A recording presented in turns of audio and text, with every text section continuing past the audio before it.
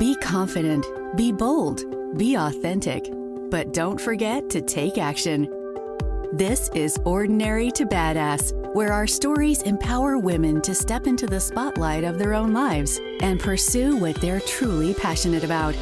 It's time to step into the arena and become more than just extraordinary. It's time to become a badass with your host, Marie Sonneman.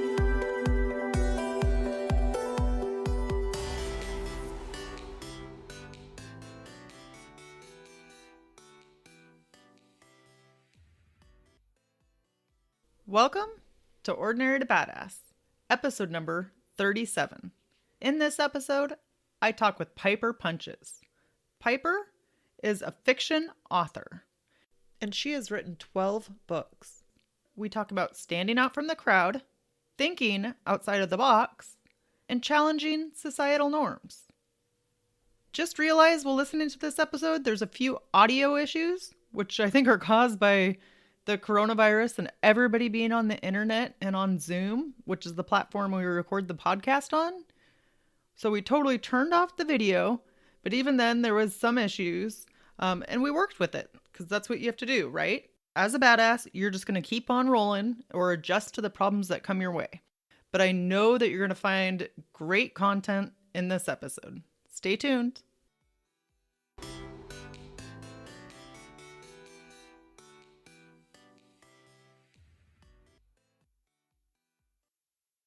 Welcome to Ordinary to Badass. Whether you're ordinary or badass, I'm glad you're here. Today's guest is Piper Punches. Piper, super excited to have you on the show.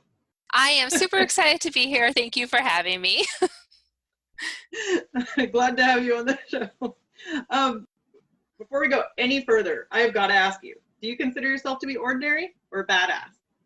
Definitely a badass. There's not much ordinary about me. I love that. Can you explain a little bit further? I just do life the way I want to do life, which can sometimes not always be the best thing. But yeah, I just always have a vision for what I want, and I do whatever I need to do to get there. And I don't want to live an ordinary life, but I mean, ordinary is relative. So for me, it's different than what it might be for somebody else. But I just always try to keep reaching higher and higher. So that's why I would call myself that. I love it. Can you give us an example of something badass that you've done? Well, like career-wise or personal? You pick. I pick, okay. It was funny. My friend and I were just having a discussion the other day. She's a nurse, and 16 years ago this month, I ended up in the hospital with my youngest daughter. She tried to come at 29 weeks, and so I was in the hospital and I wanted to get home so bad, and they were telling me I was going to have to stay in there. And I soon learned that I could manipulate the way my heart, I had to get my heart rate down to a certain level before they would let me leave. And I soon learned that I could manipulate the machines by figuring out like breathing. And I told my friend that the other day, who happens to be a nurse. And I was like, I learned how to manipulate that information. She says, I have no doubt that you learned how to do that. So there's an example in my personal life. But other than that, I mean, mostly it's more career-wise. Oh, go ahead. Right. Did you manipulate it so you could be released, or what was the motivation? Yes. Because the idea of being in the hospital, I was already in the hospital. I was in there about 25 days. So I learned they wanted to give me this medication that they had given me for my older daughter, but the only way they could do that is if my heart rate was below 100. And it just actually really more so made me realize how much our breath matters, how we can calm ourselves, because once I learned how to do that, so yes, I manipulated the machines, and anyone who's listening, I was doing everything good for my kid. I wasn't putting anyone in danger.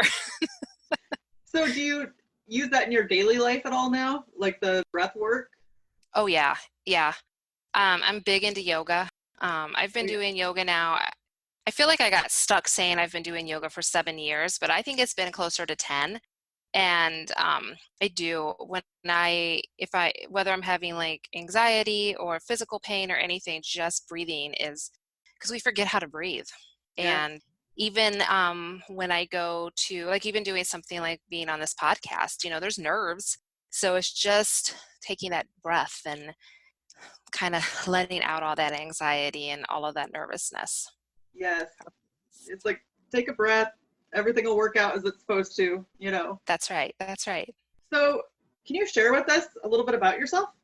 Sure. I am a published author. I have written, I have 12 works of fiction that I have written since 2013. My first novel is called The Waiting Room, and I started writing it in the summer of 2013 and published it in October of 2013.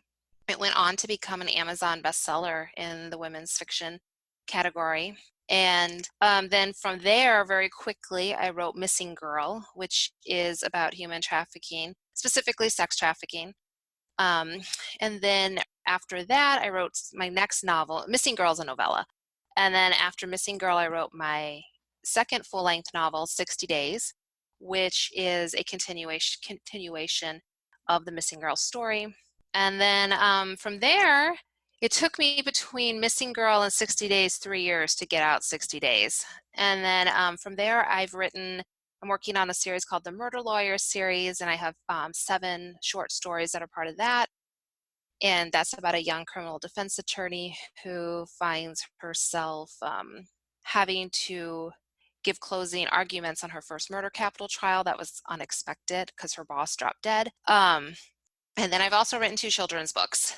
And so I've been busy. Yeah, it sounds like you've been very busy. Yes. So basically I am a writer. I'm a novelist, and it's something I'm really proud to tell people. So that's what I do. Okay, can I tell you, I love how you just corrected yourself when you said, I'm just, and then you said, nope, not just, I am a writer. Yes. It's like, as women, we do that so often. Like, we minimize our accomplishments and what we do and, you know, what we've accomplished. So I love the correction. I think we can all take something from that. Well, thank you. Yeah, we need to stop making ourselves small, and Absolutely. because it's a big accomplishment. Trust me, it's a huge accomplishment to write anything. It's a lot. It's a lot of work. Yes. Oh, I think once somebody tries to write their first book, you quickly realize how much work it is. Like, your resistance starts to come in from writing day to day, or something, you know, you're like, ah. Oh yeah, even right now I have something that needs to get to my editor, and I've been resisting getting it done. But that's just because the ideas aren't flowing, and they'll get there. Yes, yes. Yeah. I've written a couple, but I never published them. So Really? Yes. What's holding you back from publishing them? What's holding you back? I don't know. I think I will. I think I definitely will. I've kind of pivoted here recently to start talking about finances again. And I had written one about finances before, but didn't publish it. So I think I'll go back, readdress it, tweak some things, but eventually I probably will publish it. Yeah, people want to hear that. Yeah. I think it's just, Definitely. you know, the normal human resistance stuff, but it's my goal. I mean, I'll make it happen. You will. So let's talk a little bit about your win. Can you share with us something that you're most proud of accomplishing? The thing that I'm most proud of accomplishing, I'll do a personal and a career. Obviously, the one thing I'm very proud of accomplishing in my career is writing that first novel. And because I've been a storyteller for as long as I can remember. Also, one could say a liar. You know, I dabbled in lying a lot when I was a kid. But I've always been a storyteller, and I love telling stories. And I mean, I remember I used to do write plays, and then I would have my friends in like 3rd grade go out and act them out. And I would get into some trouble because sometimes those plays were based off of some like TV shows that were on that probably had some adult themes. I mean, my mom got a few calls here or there, and I didn't know what was going on. You kept her on her toes. Yes, I did. I'm like, I don't know what that means, Mom. We're just doing that. But so I've always been a storyteller, and once I worked in a domestic violence shelter during most of my 20s. And I mean, I've heard a lot of stories, seen a lot of things. My eyes were opened up very wide. You think you know everything that happens in life and in the world, and you have all these judgments, and then you're put into a situation where, you know, you don't understand a thing. Right. And so during that time, I would write a lot and tell people. And I was writing I have a novel, and it's packed away, and someday I might get it out. But this is the first one I ever worked on. that's not published. And I just kept saying, when a publisher will pick it up, when a publisher will pick it up. And I've gone the publisher route before. I did it when I was in high school and in my early 20s. And I think my proudest accomplishment is when I finally realized that I didn't need a publisher to pick up my work for it to be successful and for people to like it. So, and without realizing that and taking that first step with the waiting room, I would not be where I am today. So that's my personal proudest accomplishment thus far. And I guess did I say personal or professional? That was my professional. My personal is just, I had my daughter when I was very young. I have 2 daughters, and I was 19 when I got pregnant with my oldest. And I am just very proud that my husband and I have been able to raise really amazing girls. They are badasses too. My youngest is a huge badass that keeps me on my toes. It's only payback. It is. We're so much alike. And then my oldest, she went into criminal justice, and she's doing her thing, and she actually just applied to law school. So I'm very, very, very proud of both of my children. And I'm proud that I recognize that when you have a child so young, you're not always that lucky to be able to have the support system that I had and my husband had. And so I'm just very proud that we have these amazing children that are going out to be amazing adults in the world. Awesome. So whether it's the personal or the professional, what is something that most people don't know about what it took to accomplish that? Like either having the child so young or publishing the book or your first book on your own. I would say having a child so young, I don't know, people do it. We made it through. I don't really think too much on that. As far as the professional, I would say right now I don't think people in this industry, in any form of entertainment, people only see the final product and they only see the highlight reel. Right. And there's so much more that goes on behind the scenes. It's not glamorous. It takes a lot of work to write and produce a book, especially when you're doing it yourself, because I'm everything. I am the writer. I have people who do my covers. I have people who edit, but I have to schedule all of that. And even just this morning with my children's books, I was out in the heat delivering some fairy garden kits to people because I collaborated with a local a lavender farm here, and we put together these really cool little kits with my books and her flowers. Oh, And I love so that. it's fun. It's really cool. It's nice. I write about murder so much and death and all this that it's nice to take a break and have some of those fairy, things you don't have to think about. So yeah, I just think that people who, when you're being entertained, whether you're buying a book or you're watching a show, just remember there's so much work that goes into all of that behind the scenes. And that's what I don't think a lot of people realize. Right. So how do you get past writer's block? How do I get past writer's block? I used to run. Running was like the best thing. And I would love to get back into it, but every time I start to get back into it, I injure myself in some way. But when I was running, I was running about like a 5K every other day. It was one of the most creative times of my life. I just think it got everything flowing. And then you're out there and you can think. And I had the music because I always have a soundtrack going through my head. So that definitely like physical exercise. I like to hike now, so that really helps. Oh, nice. And sometimes it's just about sitting down and doing it, which I have a really hard time with sometimes, just sitting down and doing it. Yes. Because I want the flow to be there, and sometimes it's just not. Yes, and then you just feel all the resistance. Yes. So what I loved is when you talked and you said that you took stuff, you partnered with the local florist. Is that what you said? And then she owns a lavender farm here in a lavender farm. Yeah. Okay. Yes. And what does that entail?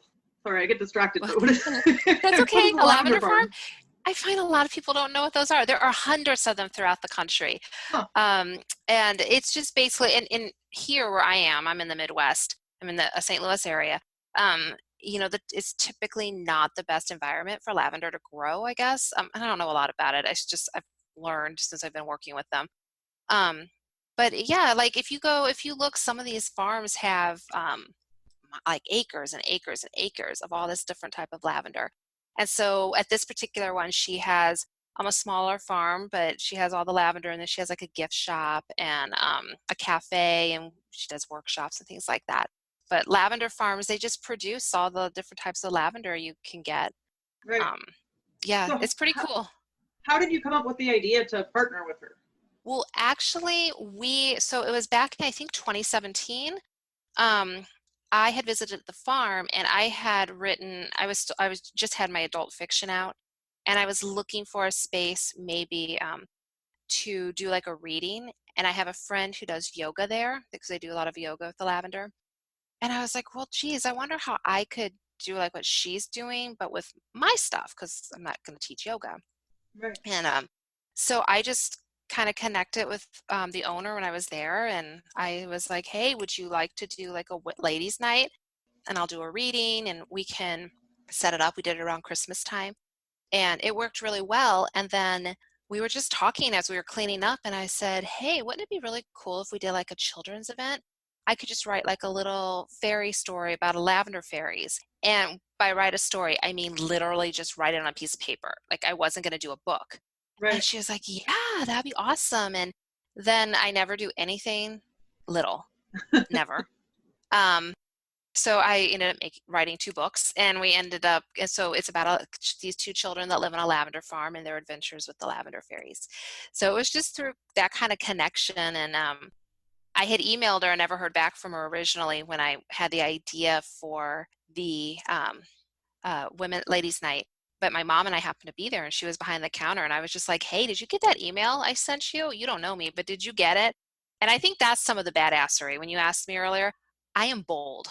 I am aggressive sometimes too. And I need to tamp that down sometimes just for my own personal, you know, need to kind of get less aggressive. But yeah, I just went for it. You never know what's going to happen when you go for it. Yes. And I think that there's definitely 2 takeaways from that for the OTB listeners. One, think outside the box. Just because something hasn't been done before doesn't mean that you can't switch it and do it. So you did that with, contacting her and asking her to start doing readings there. Yeah. And then also, don't be afraid to follow up. Or if you hear a no, to still ask again later.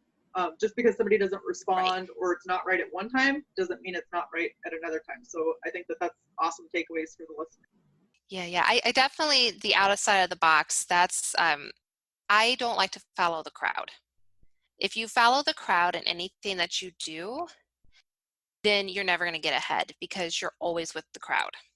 So I always try to look at what other people are doing in other businesses and then apply it to mine. Even if it seemed like I looked at what a yoga person was doing Right. and used that and applied it here. So sometimes it works and sometimes it doesn't. I mean, I've had things that I haven't sold 1 ticket to, and then others we've been sold out. So it just depends. Is there anything that you say to yourself to remind yourself to think outside the box, or that it's okay to not follow the norm, or is it just because you've gotten in such a habit now? I've just gotten in such a habit, but one of the things I always say to people, and it's like an image in my head, because sometimes I do second guess myself. I see like all these other writers joining all these other writing groups, and I feel like I'm supposed to be there too because I'm a writer, and I hate groups. I'm just going to say that I don't like groups. Right. I have a very close, I have my own little close knit, I'm going to say group because I can't think of another word, but I have my close knit group of people who are in the writing business. And that's pretty much it because I just want to keep that tight. And, but every time I doubt myself and I think I'm supposed to be in this group or doing this thing, what everyone else is doing, I think of like an Indian rail station. And I think about how crowded that Indian rail station is. And you're standing in the middle of it and you're jumping up and down among all these people. And you're saying, look at me, look at me, look at me. Well, nobody can even hear you, much less see you. So if you're always with the crowd, you're always going to be in that Indian rail station, jumping up and down saying, look at me, and no one will see you. Right. And really, Yeah. you lose yourself. you know? Absolutely. Yeah, you lose what's authentic about you. Like everybody has a is it niche or niche? I never know how to say that word. You pick. I'll go with niche. Everybody has a niche, and you have to own that niche and whatever that is for you, because Yeah, that's what makes you unique. right. Absolutely. I couldn't agree more. Just the more that you can be unique or true to who you are, the more, Mhm. like, the stronger that you will feel. Right. Absolutely. 100%. And more confident. When you're confident, you'll be able to promote whatever you're doing. I mean, I know I'm here as an author, and so I'll always use the example of promoting my books, but maybe you're trying to think, maybe you're just maybe not no, I almost said just. I'm going to get rid of just. Just is going to come out of my Your vocabulary this vocab. year because I don't even mean it when I say it. Because Right. I started to say maybe you just own a business, and I don't mean it like that at all, but maybe you own a business, like a small business, and you gotta just, I lost my train of thought. I totally lost my train of thought. That's the other thing I need to work on this year. But no, I mean, I think that there's something to be said about, like, I am just, or I watch what you follow up I am with. You Right. know, even if it's not a conscious thing, like you're consciously not meaning to say just, but it's coming out. But I think how we describe ourselves is important. And so Right. place value on who you are and what you do. Yeah. And choose our words to honor who we are and what we Yeah, do. yeah, Yeah. absolutely. So let's pivot and talk a little bit about your struggles. Tell us about a time Sure. where Yeah. you gave up and now you wish you wouldn't have. Okay. So I've thought about that question, and I was actually talking about that same thing to my daughter earlier today. And the truth is, I don't give up. I can't think of a time. I can't answer that. And I'm not trying to be at No. all like conceited or anything. I think a lot of it has to do with if I decided not to follow through with something, there's no regret about not following through with it. There is a reason why I didn't. And I guess like I used to always want to be a lawyer too. And my oldest daughter is like, we went to the law school preview and I sat in one of the classes with her.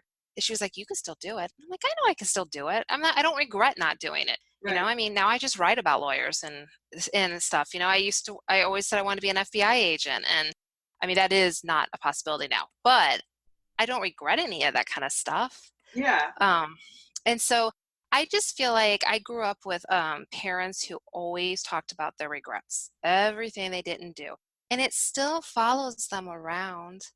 And so I just feel like I don't regret the things that I chose to leave behind. Yes. That's so good. So maybe you haven't given up on something. Was there ever something that you failed on? Even if you failed and then figured out, oh, I'm going to pivot from here and do something different. Like, it's not really a failure, but it's something you learned from, because Oh, life yeah. isn't all just like perfect. Like, you still had your struggles. Oh, yeah, yeah. Definitely when I decided to self-publish, uh, let's see, what is it? We're 2020 now, so we're almost 7 years into the first time I published. I made a lot of mistakes. I have, in fact, The Waiting Room, which is, like I said, it was my debut novel, and it was a bestseller, and people really love that book.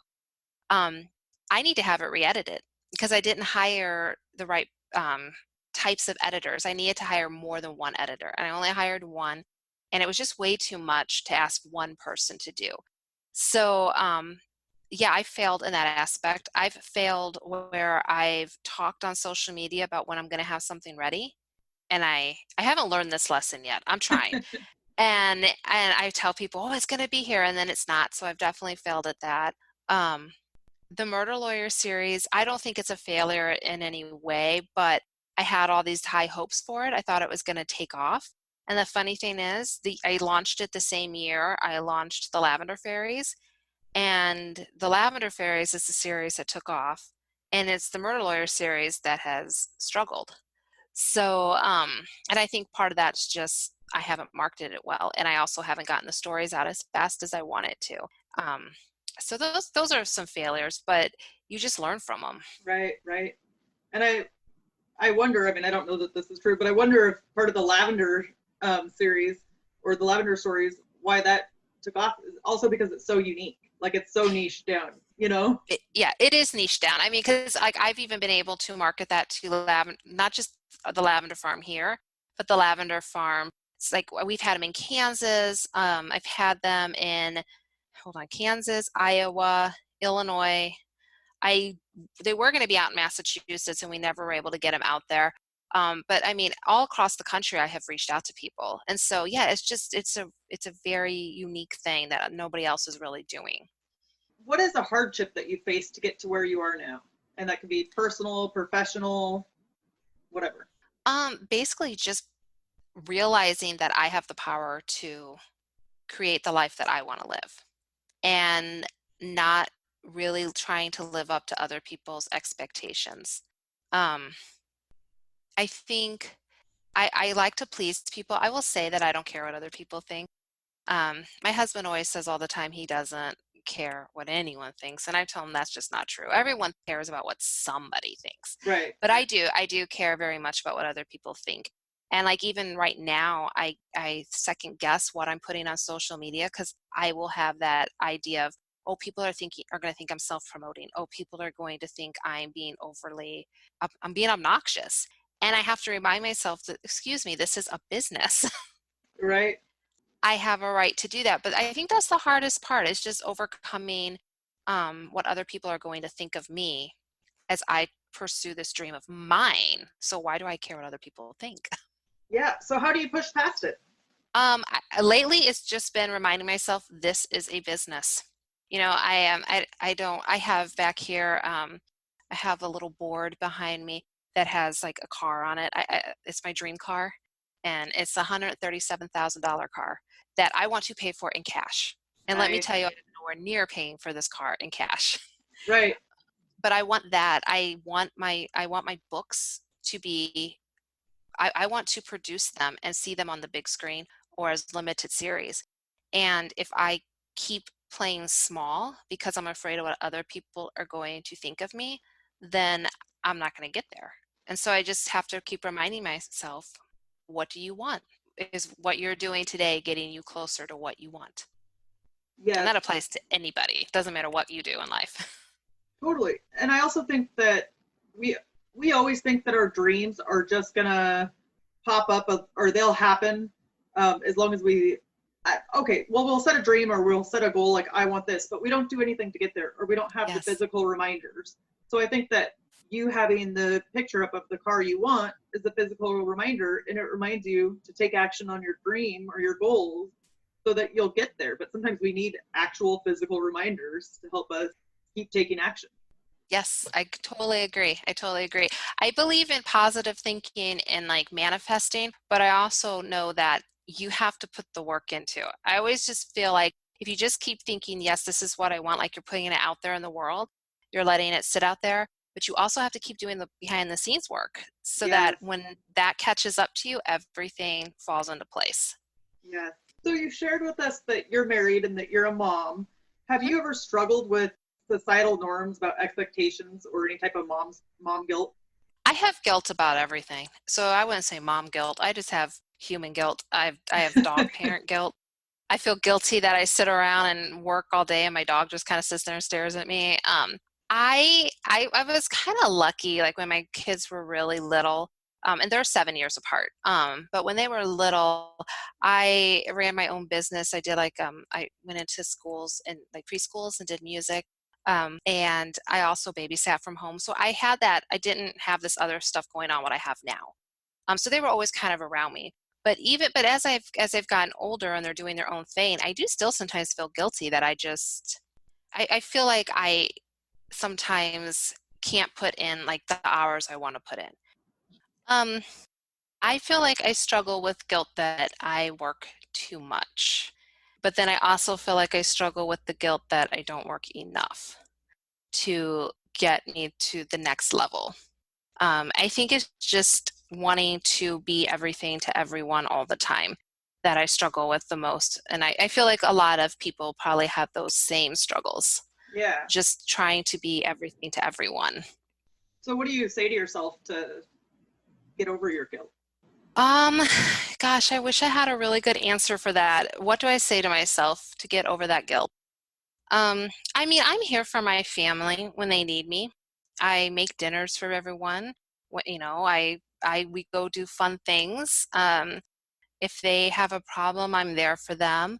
So I think it's just more of an internal guilt. I don't think anyone sees me in the way that I see myself. I think they see everything's fine. And so it's really just my struggle. And I just need to find ways to push past that. And when I'm feeling guilty, just kind of reevaluate and see where I am and is there anything I can be doing better? Am I doing things as well as I can? And, we're always just trying to do our best. And I think that's what everyone just needs to know is that we're just doing the best with what we have. And that could probably eliminate a lot of guilt when we realize that. Right. But then also from the outsider's perspective, like your kids are seeing you pursue your dreams. And right. It sounds like they're going off to do their own dreams too, because they've seen that from their mom. I hope so. I hope they got a good example. I mean, I set lots of examples. Some aren't always that great. Yeah, that's life. I hope they pick the good ones. So let's pivot and talk a little bit about your mindset. Tell me about your mindset and how it has led to your badassery. Are you there? Can you hear me? I can hear. Or now I can hear you. Weird. Okay. It sounded like you were laughing, but that was all I could hear. Yeah, that's the same with you. Like I could hear laughing and then that was it. Yeah, and I actually wasn't even doing anything. I was trying to be really quiet. I just said, I think I lost you. That's funny. This is what life is like recording a podcast during COVID-19 when the whole world is on the bandwidth. Yep, and everybody's on Zoom. Oh my goodness, I know. It's crazy. So let's start over. Okay. Tell me about your mindset and how it has led to your badassery. My mindset and how it has led to my badassery. I think my mindset of just that I can have what I want, with obviously, keeping in mind that you do have to compromise sometimes. I mean, if you're in you have relationships, you have life. But my mindset that I can have what I want as long as I'm willing to put the work into it is very powerful. It really takes away the victim of circumstance mentality. It takes away the helplessness feeling. Like I just know so many people that want certain things in their lives and they always have an excuse of why they can't get it. But you're so much more powerful than you realize. And you can have whatever you want. It may not come easy. In fact, most of the times it really doesn't. There's a lot of work you have to put into it. But you can change anything you want about your life, or at the very least, your perspective, your outlook. You have that power inside of you. So, and I think that's very badass once you realize that, because then no one can stop you. Yes, absolutely. So, do you have any tips or tricks that can help us improve our mindset and make us more badass? I would say to stop worrying so much about what other people think of you, because the truth is they're not thinking of you. We as a society think people think of us all the time, and we're not being thought of that much at all. Right. And we're our own worst critics. We have, I don't know how many times I have nitpicked over something, especially creatively with something I've worked on, and nitpicked and lost a lot of creative energy over it, lost sleep over it, and no one notices or cares. Right. So I would just say, really honestly, I know that, we all use social media and stuff, but you need to give yourselves a break from social media once in a while and realize that people's lives are not real life. It's all smoke and mirrors. It really is. And so even for myself, when it comes to creating, in writing, I will get off of social media and not look at what other people are doing. I have a few people that I know in my life that, I care very deeply about. I wish them the much success in the world, but I won't follow them because I'll start comparing myself to them. And that right there, stop comparing yourself. You are you, they are them, and everyone's going to get somewhere. You aren't all going to arrive in the same car. You just got to get there when you get there. Right. And at least you know that about yourself, or that person triggers you or makes you start thinking certain things. And then enough to just unfollow them. It doesn't say they're a bad person or anything like that. It's just something in you. No, yeah, exactly. I know another writer who, she's amazing, and she's actually someone who's related to me. But I won't look at her stuff. I won't look at her Right. stuff because it's got nothing to do with her. It's just, it's all me. I will just be very competitive, and I'll start to get down on myself. And I'm like, I don't need that. We can all do our own thing and be successful. Right. Right. I think that's powerful. Um, Yes. do you have a mantra or meditation practice that you use? So I do repeat a lot of stuff in my head. It all changes. It depends on the day or the week or the month or whatever. Lately I have been saying, I think it's a saying by Henry Ford actually. And it's whether you think you can or you can't, you're right. Yes, I love that one. And I know my yoga instructors have said this in class too. And I was just speaking with a friend the other day, and she said something about how she didn't think she could have something that she wanted. And I was like, well, I have a quote for you. Um, it's such a simple quote, but it's so true. Whatever we believe, sure, it's right, or it can be right. So why not think the best things instead of the worst things that could happen? Right, right. Yeah. Like we create our own reality as much as we don't like to think so. Absolutely, we do. We definitely do. So if you could share one tip that you wish every female knew about, what would it be? I would say that you do not have to play small.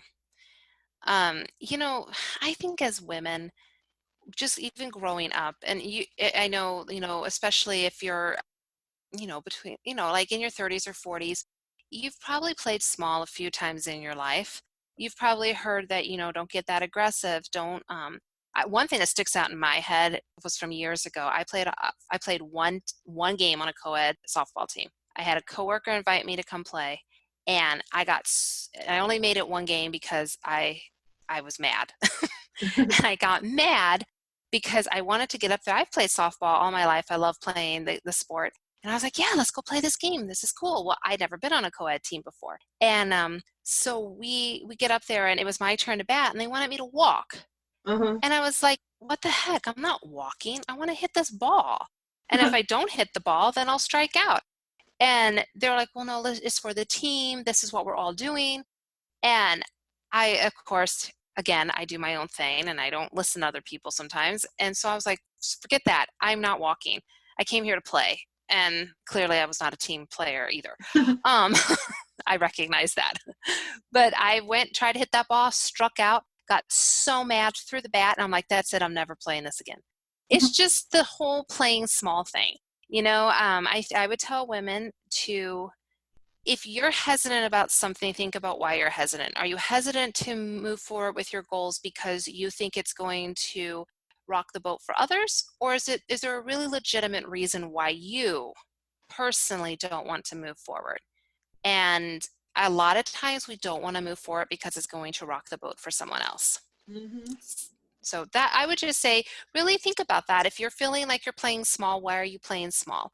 And what's going on in your life? And is it a legitimate reason why you're playing small, or is it because you're doing it for somebody else? Yeah, and it's funny because when you were talking there, you talked about, I think somebody saying like, don't get aggressive.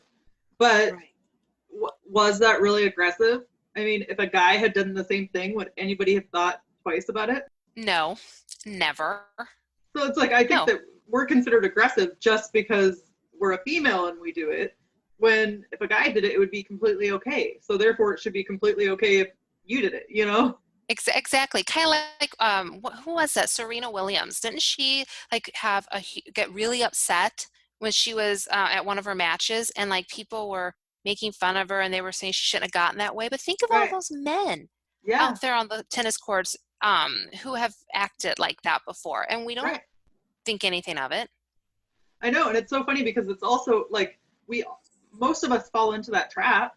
It's like, still be a good girl or do what you're taught to do, and we forget to even question it for ourselves or for others. Exactly. And yeah, I mean, and it's a struggle. I mean, I know I heard I was watching the Taylor Swift documentary the other day. Oh yeah. And she made a comment about how, she still has that misogyny in her. And I thought about that and I was like, yeah, we all have that stuff like that in us. We have Uh-huh. misogyny, we have racism, we have prejudice because it's what we grew up hearing or our experiences. And so it's always a constant struggle to work through that. Like even when I was talking earlier and I made that comment about I'm just a writer, Uh-huh. that's us, we've been told to play small. Well, wait, I got to retrain my brain. My brain's not going to say that anymore. So Yes. And unless we like are intentional about noticing those things or challenging some of the beliefs that we've grown up with, then we right, won't change. right. Exactly. So, Exactly. Piper, So how do you get inspired and stay motivated? So I get inspired for my writing. The thing that inspires me for my writing is I just love hearing human stories. Um, I obviously, like I said earlier, worked at a domestic violence shelter, so I've heard a lot. Um, I get inspired just by the human experience. And I know there's this thing going around now. It's like introverts, take care of your extroverted friends. They're not doing well with this. And I told my husband, I'm like, I'm not doing well. I mean, it's the just getting out, like hearing people, experiencing being around humans. And that's how I get inspired. I want to hear your stories. I want to hear about your life. Um, maybe it's nosiness, but I just want to hear about things. And that's how I get inspired, just how by other people. Okay, so what are you doing in this time where there's isolation? I'm trying to use this time to actually focus on getting some stuff done that I have not been doing a good job of getting done, like finishing up the final stories of the Murder Lawyer series. I'm also in the process of adapting my first novel into a screenplay and trying to work on getting that produced. So, and learning all this new industry stuff that I don't know about, so that when Hollywood opens back up, because it's down right now, Right. I'll be ready for it. Because I do have a goal of when I'm 45, and that's 2 years from now, to be sitting around the round table with Vince Gilligan, getting one of my books. And I don't know if you know who Vince Gilligan is, I don't or your know. listeners. He's the co-creator of Breaking Bad, Okay. and So you want to so sit in front of him and do what? I want to sit around the round table with them and write. I want my Missing Girl series as a limited television event. Maybe not as long as Breaking Bad went on, but it's definitely good for a season, like 2 or 3 seasons. Um, so I've just been working on that. That's what I'm doing. I just got to focus on doing the work instead of, hanging out with all the people. So do you visualize that moment of sitting around the round table with Vince Gilligan, and how often? All the time. All the time. It's not just him either. It's Reese Witherspoon. I love what she's doing right now with all of her female-driven series. Uh-huh. Yeah, it's all the time. I Love it. visualize it all the time, and it will happen. I know it will. It's just that again, you just got to put in the work so that when it all comes together, it comes together. Okay, so Ode to Beers, that's something that you can take away and implement into your own life. Whatever you're passionate about, whatever you want to happen, start visualizing it all the time, because then it will make it seem more real to you and you'll become more convinced, just like Piper, that you can do that thing and you can make it happen. Let's pivot and talk about badass advice, and this will be more of rapid fire. Okay. What was your turning point for accomplishing your goals and becoming a badass? That would be the summer of 2013 when my cousin told me that she was publishing a romance book. She's a romance writer, and she was self-publishing it. And I was like, well, wait a second, I'm 2 years older than you. There's no way you're going to have this happen before it happens to me, because just by nature of me being older, I've had this dream longer than you. So Uh-huh. she is definitely, her success and her advice had a lot to do with me making that decision to go forward. Awesome. So, do you have a morning or evening routine that you can share with us? No, I'm horrible with routine. I don't, I mean, I guess I have my, like right now my routine's kind of out because everybody's home. But no, I don't really have a routine. I just It would make life a lot easier if I did. Like if I could say I sit down at 9 o'clock every morning and write, but that's just not how I do it. I got to do it. It comes when it comes, and so yeah, no routine, no routine. But my advice to your listeners would definitely be a routine makes life easier. But also knowing your personality, because a routine is not for everybody. It's not, and it puts pressure. It's too much pressure. I need time to think about things. I need to create on my own time. So yeah, it's too much pressure on me. As soon as I start to feel the pressure, I will not perform. Right. And I don't know what came to mind would be like trying to fit a square peg into a round hole. Like if it's not you, don't keep fighting it, Exactly. In fact, I think you had Shelley Snowpordea on here the other Yep. day, and she and I are really good friends, and she invited me to be part of this Facebook group, and I was like, this was like several months ago, and I was like, okay, and I never participated in it, and I told her, I said, I feel so bad. I don't even know why I said okay, because I know that's not me. Uh-huh. Like, I knew I was, as soon as you asked me, I felt so happy that you asked me. Like, I was glad to be included. But then I was like, as soon as I said yes, I'm like, why did you just say yes? You are not going to show up. And you know this about you. But we do that throughout our life, like we'll just like kind of just say, yeah, because that's what I'm supposed to say or what I'm supposed to do. Or like you said, maybe it feels good, but still might not be you. Exactly. So what is one thing that you've learned from a woman in your life? I have learned that you need to go after what is yours. I love my mom very much, and she has taught me many, many things. She has taught me like the love of gardening. She has taught me how to care for people. She's a very caring person. The one thing she's taught me is that she's so caring, almost to a point where she gives up what she wants in life. And I don't want to be like that. And so I know that's not a dig on my mom. I know it sounds like it might be. It's not. It's just from seeing how she changed her dreams and goals to meet whatever my dad wanted or whatever myself or my brother wanted, and sacrificed the things that she wanted. It was great. It was, obviously, I didn't recognize that as a teenager, but as an adult, I definitely see it. And I'm like, I wish she wouldn't have done that. There were things that she should have done for herself. And so that's what I've learned from my mom. It's just that you need to do for yourself sometimes. Right. Everybody else can take care of themselves. Well, eventually. Yeah. It is. It's so tempting, especially as women, to like want to take care of everybody, want to help everybody, and especially if you have kids, to make sure that your kids are okay. Right. But sometimes you can lose a part of yourself in that too. Yeah. I always laugh because, just from my experience growing up, like my dad, he worked for the airlines, and he would have to be at work so super early in the morning. And I can remember my mom getting up early to make him breakfast.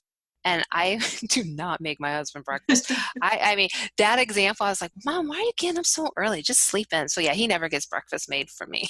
That's funny. But it's like when I hear that, I'm like, oh, that's so sweet. But that wouldn't be me either. It is sweet. I mean, she did it because she wanted to. Right. But I don't think it was always appreciated, Right. Yep. We take advantage of the things that are just the regulars in our life, or that we've become accustomed to. Right. Exactly. So can you share a habit or a practice that has contributed to your success? The habit that has contributed to my success, I think, is to push back against the feelings of like, maybe I shouldn't do this. Anytime I start to feel resistance, like for instance, when I talked to the owner at Lawn Row Lavender the first time, I was standing in line, with my mom, and we were just there enjoying the day. And I had that pushback of, look, you don't need to do this right now. This person's busy. Look at the line, you don't need to do this right now. But I was just like, no, I do need to do this right now. Like anytime I feel a pushback, I know I got to push farther. I got to push back into that pushback feeling. Does that make sense? Yeah. Yeah. No, it does. But when you're in that moment, did you say anything to your mom? Like, were you like, should I do this? Should I not? Or were you just like, nope, I have to? No, I didn't say anything to her. She just kind of stood there and listened to me. I ambushed everybody. No, it's usually just an internal thing. Although I do talk to my husband a lot about my stuff, and I'm like, I'm not sure if I should do this or I'm not sure if I should do that. And luckily, he's very supportive in anything I want to do. So Uh-huh. it's nice to have somebody who definitely will take that journey with you. Yeah, absolutely. And then once you said it to the woman about the, uh, why did the word just leave my, it just left my head. What kind of The lavender books or farm? Yeah, the lavender farm. Once you said it to the woman at the lavender farm, what was her reaction? Oh, she was fine. She just said, "Yeah, I did get that email, but I've been busy and I forgot to get back to you." And then we just had a conversation right there. I think that's one thing that people definitely like to kind of circle back to something I think we were talking about earlier, is that if you send it, I've learned if you send an email and you don't get a response back, usually it might be in spam. It could be like, I know I've done it. If I don't respond right away to something, I forget about it. Yeah, So it's not like a personal thing against you. It's just maybe they really truly forgot. So follow up. There's no harm in following up with anybody. right, right. Yeah, and you've had this relationship with her and that company since 2017 now, and if you hadn't have been bold enough to ask, nothing may have ever happened, and how much would you have lost from that? Exactly. Exactly. So, Well, that is completely true. Piper, how often do you read, and can you recommend a book and share why? Yes, I do. I love to read. Um, I'm not one of those people. I like to say I'm a voracious reader, but I'm not someone who reads like a book a day or even a book a week. Right. I like to savor my books. And also, I'm really picky. I am really picky about the books I read. So right now, I am reading a book called American Dirt, and it's by Janine Cummings. I always get her first name wrong. I'm horrible. I'm an author, and I want people to know my name, and I butcher people's names all the time. I learned that from my mom too. Um, and it's about a mother and her young son who are running from the cartel in Mexico. They're trying to come up north because her husband was a journalist in Mexico, and he spoke out against them and was murdered, and now they're coming after her. Um, so I read a lot of fiction. I also just recently read, it's a young adult book, which I don't read a lot of young adult books, but The Hate U Give by Angie Thomas. Uh-huh. I really enjoyed that book. That book is about race relationships, race relations, and I love books that just make you think about life from a different perspective. And it's how I write too. Uh-huh. Like my Missing Girls series, I write from many different characters' perspectives, including the sex trafficker, which is really hard to write from sometimes. But I just love any book that makes you put it down and look out the window and just kind of stare off and think about things. Yeah. So I definitely am enjoying American Dirt. I haven't finished it yet, so I couldn't give like a full recommendation yet. Right. I also just finished reading Untamed by Glennon Doyle, which was a really good book. That's more of a memoir. Yeah, I want to read that one. Yeah, that was really good. It was a little different from her other ones. It's almost like she took she just had a thought, wrote it into a blog post, and then stuck it in there. So it's not very linear. I love Rachel Hollis, any of her books. Right. And then I also like Gabrielle Bernstein. So I don't know if you're familiar with her, but she writes more about spirituality and manifestation, and she's written The Universe Has Your Back. Uh-huh. So I like her stuff too. If anybody is into fiction. Yeah. So how do you get inspired to write your stories? Like, how do you come up with these ideas, especially if you're not working in that field? Right. So with The Waiting Room, really, I will say The Waiting Room is one of those books that it's just about mothers and daughters, and it's honestly just a story I came up with in my head. It's about small town and secrets. But the Missing Girls series is about sex trafficking, but it's also about loss and addiction and family relationships, because I really write about relationships. That's always the foundation of my books. And I was just kind of, when I started writing that particular series, that was back in 2014. So up here where I live, trafficking wasn't on the radar. It wasn't like it is down maybe in like Arizona, New Mexico, down in the border areas. Up here it existed, obviously, but people didn't know about it. they didn't realize it was happening. And so I just wanted to write more about it, and I was curious about it, and I kind of wrote a dramatic story, so like I always say that, life doesn't happen as dramatic as it does in fiction and in the movies, but you have to make it dramatic to get people's attention. Right. So, and then like with the Murder Lawyer series, I just had this idea of, I wanted to tell stories. I wanted people to think about why people are on trial for murder. I'm not saying they're good people, but why do people make the choices that they make? And I think that's really what inspires me to write anything.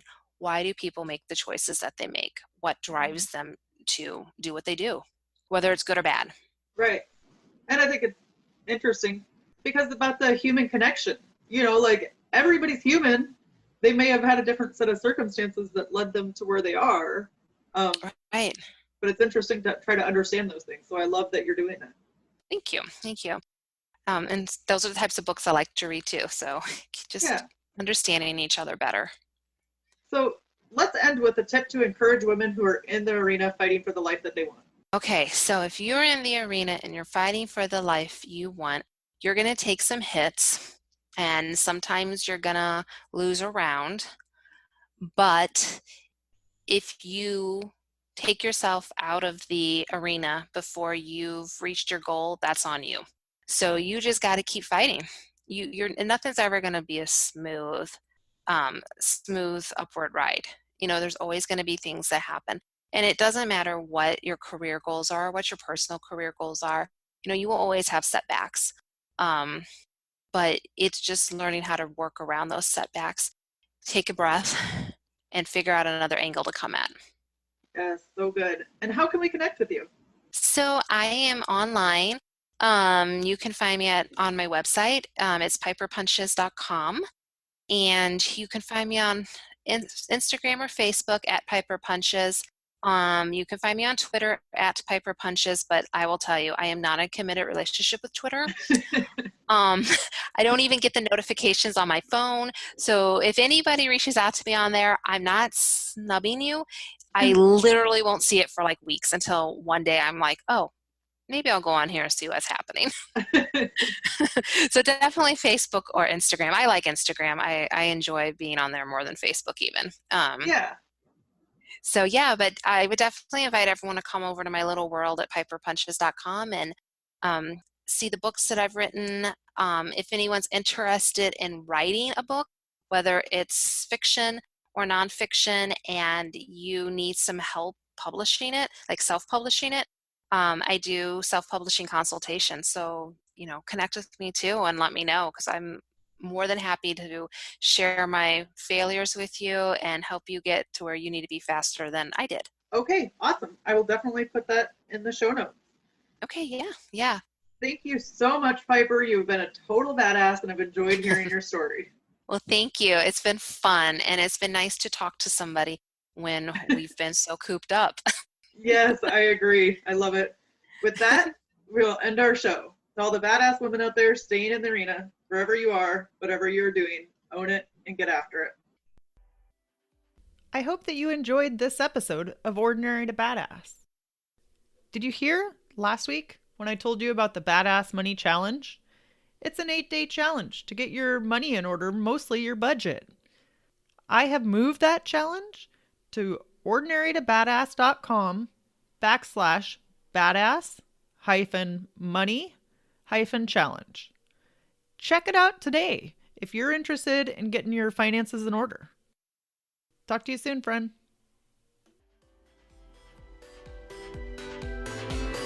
Now that you've listened to this episode of Ordinary to Badass, we want to hear from you. Go to our website, ordinarytobadass.com/podcast, and submit your own experience on how you took your life from ordinary to badass and get the chance to be on a future Spotlight episode of the show. That's ordinarytobadass.com/podcast. While you're waiting for the next episode of the show, wipe off the sweat, dust off the dirt, and get back in the arena.